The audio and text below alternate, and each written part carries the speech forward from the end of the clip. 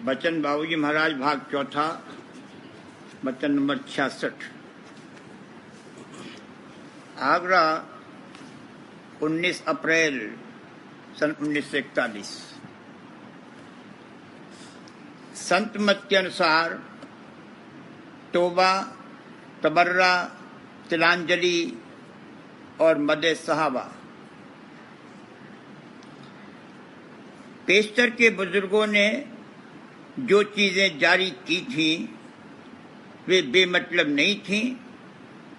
मसलन मुसलमानों के यहाँ तौबा और तबर्रा करने और हिंदुओं के यहाँ तिलांजलि देने की जो प्रथा जारी है उसकी जरूरत है, मगर जिस तरह से ये कार्रवाइयां अब की जाती हैं उसमें असली मतलब गायब और नदारद हो गया है और ऐसी नाकिस सूरत पैदा कर दी गई है कि तासुब से एक दूसरे का गला काटने के लिए लोग आमादा हैं और रोज झगड़े हुआ करते हैं। सच्ची तौबा व तबर्रा और तिलांजलि किसको कहते हैं और उनके करने की क्या जरूरत है, इसका बयान झेल में किया जाता है। जिस शख्स को कि अपने जीव के कल्याण की ख्वाहिश पैदा हुई है और जो सत्य परमार्थ कमाने को आमादा हुआ है, उसको अपनी रहनी बदलनी पड़ेगी। यानी जरूरी, गैर जरूरी, मुनासिब, नामुनासिब और जायज नाजायज का लिहाज व ख्याल रखते हुए अपना बर्ताव रखना होगा और कार्रवाई करनी होगी। वैसे एक तौर पर इस देश में जो काल और माया की बस्ती है रहना ही पाप है, मगर वह पाप और किस्म का है और उसके मानी भी दूसरे हैं। जिस कार्रवाई के लिए इस देश में दंड रखा गया है अथवा जिससे ऐसे नाकिस कर्म चढ़ते हैं जिनका भुगतान इसी जन्म में या इसके बाद में होगा, वह कार्रवाई नाजायज है और पाप कर्म में दाखिल है। किसी की हक तलफी करना या अपने फायदे के लिए किसी को नुकसान पहुंचाना या अपना कोई फायदा न हो मगर फिर भी दूसरे को जरर पहुंचाना या जो चीज अपनी नहीं है उसको बेजा तरीके से हासिल करना या हासिल करने की चाह उठाना, ये सब नाजायज काम हैं। चाहिए कि नाजायज काम तो कभी करे ही नहीं और खास करके जब से परमार्थ की धारणा की कतई छोड़ देना चाहिए।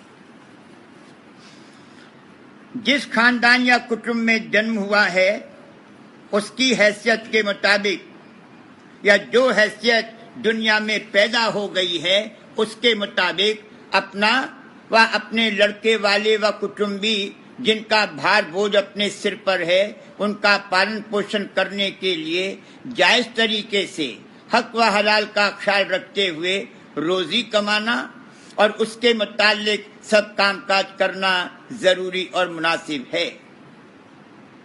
हैसियत कहने से ये मतलब है कि जो राजा के घर में पैदा हुआ है उसके लिए बढ़िया कपड़े पहनना और रास्ते ठाट से रहना जरूरी है। जो शख्स मामूली हैसियत का आदमी है उसके लिए राजाओं और अमीरों की नकल करना गैर जरूरी और नामुनासिब है। अपनी हैसियत के अनुसार अपना और अपने कुटुंबियों का मामूली तौर पर गुजारा हो, इससे ज्यादा धन कमाने के लिए दुनिया में पचना और खपना और धन इकट्ठा करने की चाह उठाना गैर जरूरी और नामुनासिब है। कभी कभी मनोरंजन अथवा तफरीह के लिए खेल तमाशे देखने में चंदा हर्ज नहीं है, मगर रोज रोज या बहुत ज्यादा खेल तमाशे और सिनेमा देखना और नाच कूद राग रंग आदि करना गैर जरूरी और नामुनासिब है। बड़े आदमियों और अमीरों से मुलाकात पैदा करना व उनकी सोबत ढूंढना नामुनासिब है। इस तरह से हजारों गैर जरूरी काम हैं जो इंसान अपनी पुरानी आदत की वजह से रोजमर्रा करता है। जिस्म के अच्छी हालत में रहने के लिए भोजन करना जरूरी है, और खाना अगर किसी कदर जायकेदार न होगा तो हजम नहीं होगा। इसलिए भोजन का कुछ स्वादिष्ट होना जरूरी है, मगर रोज नए नए और बढ़िया बढ़िया खाने बनाना और खाना व दूसरों को भी न्योता देना गैर जरूरी व नामुनासिब है। दूसरों को न्योता देना असल में अपने पेट को न्योता देना है। जितने जरूरी काम हैं उनको जरूर करना चाहिए, बल्कि जो फराइज हैं उनसे जी नहीं चुराना चाहिए। जरूरी और मुनासिब कामों के करने में परमार्थ की हद और नुकसान नहीं होगा। गैर जरूरी काम एक बार ही बंद किए जा सकते हैं, धीरे धीरे छूटेंगे, बशर्ते कि उनमें कमी करने की ख्वाहिश हो। और परमार्थी को चाहिए कि धीरे धीरे गैर जरूरी कामों को छोड़ता चले। अगर उनकी वृद्धि करेगा तो परमार्थ में हर्ज होगा, और गैर जरूरी व नामुनासिब काम करते करते नाजायज काम भी करने लग जाएगा, जो कि पाप कर्म का फल देंगे। जो बंधन की पहले से मौजूद हैं, उनका गैर जरूरी हिस्सा छांट कर उसमें कमी लानी चाहिए और धीरे धीरे तोड़ना और छोड़ना चाहिए, और नए बंधन पैदा नहीं करने चाहिए। ये दृष्टि परमार्थी की होनी चाहिए। वैसे जो परमार्थ के बड़े भारी शौकीन होते हैं, वो चेत आने पर एक बार की भी बंधन तोड़ सकते हैं और तोड़ देते हैं। जिन लोगों से इस कदर याराना था कि 5 मिनट उनसे जुदा नहीं रह सकते थे, उनका बंधन ऐसा तोड़ दिया कि अरसे तक मामूली मिलना जुलना भी बंद रहा, और ऐसे हो गए जैसे वो हमारे या हम उनके कुछ थे ही नहीं। कुछ अरसे बाद जब एतजाल की हालत कायम हो गई, तब फिर मिलना जुलना शुरू हो गया, मगर सिर्फ जरूरी हिस्सा रह गया और गैर जरूरी हिस्सा निकल गया।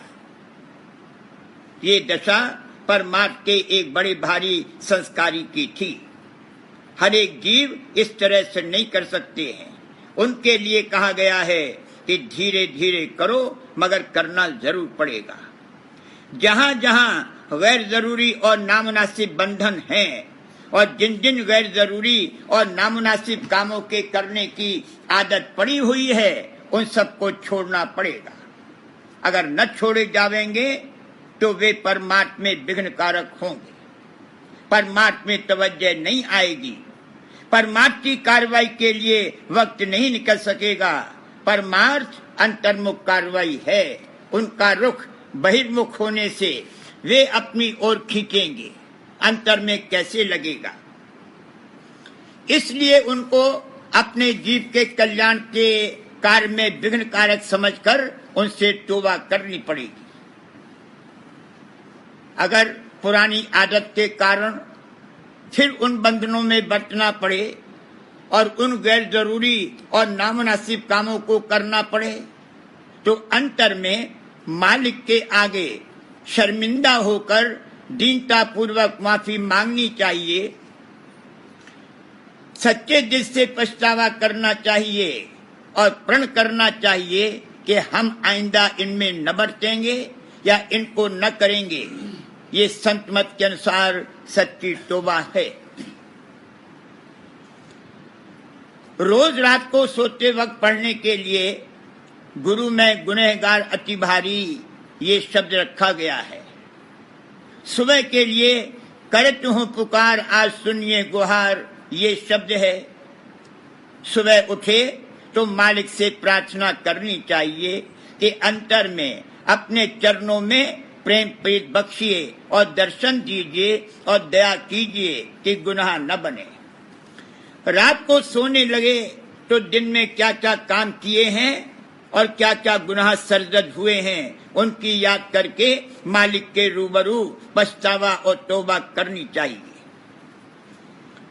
जितने काम इंसान करता है उन सबकी अलग अलग ताकतें और देवताएं हैं। खास चक्रों की शक्तियों या धनियों को देवता कहते हैं। हर चक्र से बहुत सी धारें निकलती हैं और हर एक धार एक अलग शक्ति है जिसको उपदेवता कहते हैं।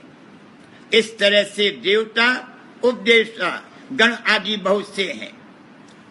शरीर में बेशुमार धारें हैं और हर धार में किसी खास काम की शक्ति है। पाखाना पेशाब की भी अलग ताकत है और उसका देवता या उपदेवता या गण है। कहने का मतलब ये है कि छोटे से छोटे काम के लिए भी एक अलग शक्ति और देवता है जो उस काम को करने की ताकत भेजता है, तब वह काम बन पड़ता है। हिंदुओं के यहाँ जो 33 करोड़ देवता कहे हैं वो किस्सा कहानी नहीं है। जब इंसान गुस्सा करता है तो उस वक्त दुर्गा, भवानी, भैरव या चंडिका आदि ऐसे क्रूर और भयानक देवता की ताकत और प्रेरणा आती है।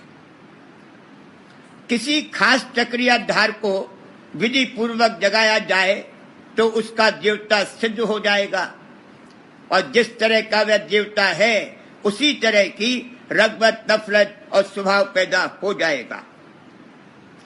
बहुत से ऐसे देवता हैं जो गोश्त और शराब मांगते हैं। जिसको उनका इष्ट है वो गोश्त और शराब खाता पीता है। अगर न खाए पिए तो वो देवता सिद्ध और प्रसन्न नहीं हो सकता। किसी चीज से रगबत यानी राग है, किसी चीज से नफरत यानी द्वेष है। कोई चीज पसंद है, कोई चीज नहीं पसंद है। ये सब अंदर से जैसी ताकत आती है वो चाहे मालूम हो या न हो, जिस देवता से संबंध कायम हो गया है उसके हिसाब से होता है। अब परमात्मा में रगबत, नफरत, स्वभाव, दिल का रुझान और तबीयत का रुख, ये सब बदलना पड़ेगा। जो रगबत, नफरत और स्वभाव पहले था वही कायम रहेगा। तो जैसे पहले संसार कमाता था वैसे ही अब भी संसार कमाता रहेगा, परमार्थ नहीं कमा सकता। परमार्थ के लिए दूसरे किस्म की रगबत, नफरत और स्वभाव पैदा होने की जरूरत है। बल्कि पहली रगबत, नफरत से बिल्कुल उल्टी रगबत, नफरत पैदा करनी होगी। पहले संसार और संसार के बासी प्रिय थे, अब उनसे चित्त में हटाव पैदा होना चाहिए। इसके लिए ये लाजमी और जरूरी है कि पहले जिन इष्टों और देवताओं की शरण ले रखी थी और जिनसे ताकत पाकर काम करता था उनसे रिश्ता तोड़ दे। ये संत मत का तवर्रा है और ये तवर्रा करना ही पड़ेगा। अगर पुराने इष्टों की टेक दिल में मौजूद रहेगी तो नया इष्ट और खासकर सत्य पुरुष राधा स्वामी का इष्ट नहीं धारण कर सकता। और अगर इष्ट दृष्टि से नहीं धारण किया गया तो संत मत में शामिल होने का पूरा फायदा नहीं मिल सकता। इसलिए हर एक शख्स को जो राधा स्वामी मत में शरीक हुआ है या होना चाहता है, चाहिए कि पहले के इष्टों से संबंध तोड़ दे और उनसे तबर्रा करके आवे। अगर पुराने इष्टों का जरा भी लेश बाकी रहेगा तो वे अपना हक मांगेंगे और आगे चाल न चलने देंगे। एक सत्संगी थी जो अरसे तक सत्संग करने के बाद कहने लगी कि हम गोश्त खाना चाहती हैं। इससे जाहिर होता है कि पहले कभी ऐसा इष्ट रहा होगा। हिंदुओं में मृत्यु के बाद सब क्रियाकर्म करके तिलांजलि देने की प्रथा है। हाथ की अंजलि में जल लेकर और तिल डालकर मृतक का नाम लेकर छोड़ते हैं और तिनका तोड़ते हैं। इसका ये मतलब है कि मरने वाले शख्स के साथ जो संबंध और नाता था उसको तोड़ दिया। ये तिनका तोड़ना जरूरी है और तोड़ ही देना चाहिए।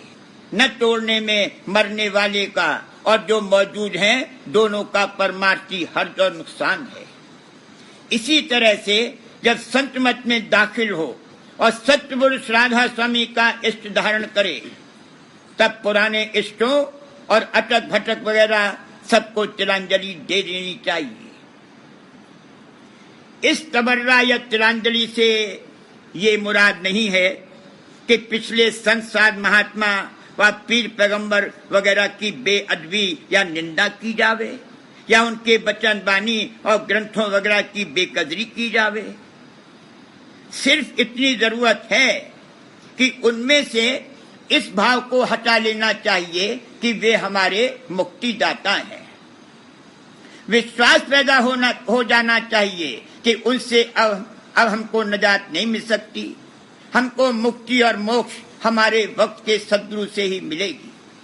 सिवा इसके बाकी उन बुजुर्गों की बड़ी ताजीम और अदब करना चाहिए। ये उन्हीं का प्रताप है कि चाहे जिस दर्जे के वे साध महात्मा थे, मगर इस देश में उन्होंने परमार्थ की रीत चलाई, जिससे रफ्ता रफ्ता संत मत के परमार्थ के अधिकारी जीव पैदा हुए।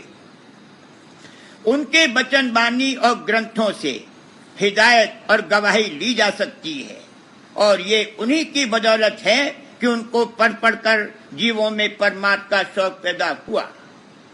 इसलिए उनके फजल व करम और दया का शुक्र करना चाहिए। उनकी याद करके मालिक का गुणानुवाद गाना चाहिए।